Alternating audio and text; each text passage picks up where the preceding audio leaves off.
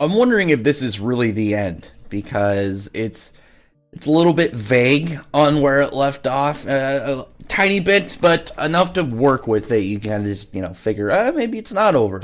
Because when you see Muzan crumbling away from the sun, there's still a little piece of him left before everything kind of is like, oh yeah, it settles down, things are going well, and I think that that's a possibility that he might not actually be dead. He might come back and really just do his thing, be ready to unleash everything. But I'm a little bit this could always be the end, and things could be falling, and the series could be ending on the note that it's at. Like all the characters, now their battle is over. They can finally rest. Adrenaline stops pumping. Their fighting spirit has now whittled away into wanting to be comfortable and just taking the relief that the battle's over. But it looks like Himejima has died. He's passed on. He is gone from this world. The stone pillar has, well, he's bit the dust. I mean, pretty easy to go about that. I'm surprised that I'm surprised that he got his own little bit in there. I thought he actually died earlier, but came back and then used his chains to help hold down Muzan when he was trying to escape. So I think he deserved just that nice little last bit before he went.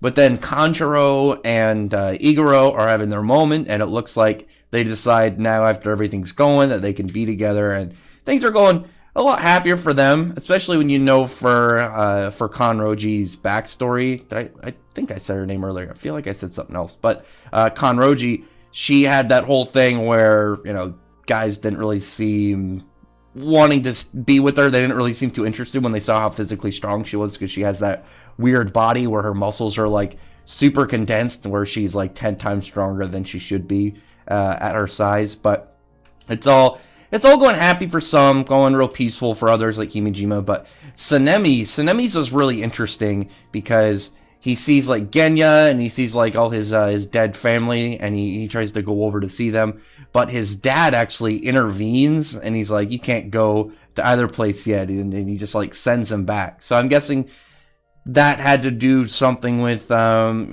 don't think we've gotten a lot about his dad. I'm trying to remember his backstory. I remember like stuff with his mom and Genya, but I don't remember anything about his dad. But his dad sending him back obviously is, it's like, you gotta live, you gotta keep going. It's not time for you yet. Sends him back, and at least he was able to live. But the large one I think that people are, got the most attention towards, but not so much as factual, is the fact that Tanjiro seems to be, quote unquote dying. Who knows? It's definitely one of those ones where it's like, it's a possibility. I've seen series where the main character dies in the end. It's not as common though, and it'd be really weird to end the series with Tanjiro. And there's still the question of whether or not this is the end, whether or not the author's gonna do more within this universe. Who knows? Like, Nezuko got sent over here, and if Tanjiro's dead, then I guess it's just gonna have that sad ending and things are really gonna go out. There was that point near the end where you can see Tanjiro and like Nezuko just arrives, and it's like, I think the opposite direction of where the Muzan meat clump is. So there's the possibility that, it's deliberately trying not to show it after the beginning of the chapter. Maybe it'll start moving again. Maybe Muzan will get up and start to do stuff. I was hoping that Nezuko would be able to do something in this, like, the whole battle, but she hasn't done anything in a long time. Which is understandable. They wanted to keep her away from Muzan, but I'm just like, is she going to get some role in the final battle? I mean, she's like one of the main characters, and she hasn't done anything in like 100 chapters. She's just been kind of there. I don't know. We'll see. There's always the possibility that things could keep going. I mean, the series is obviously very successful. So if the author wants to keep the series going as long as she can, who knows? She can, obviously, but the question is whether or not she's going to want to. It's probably been a little taxing.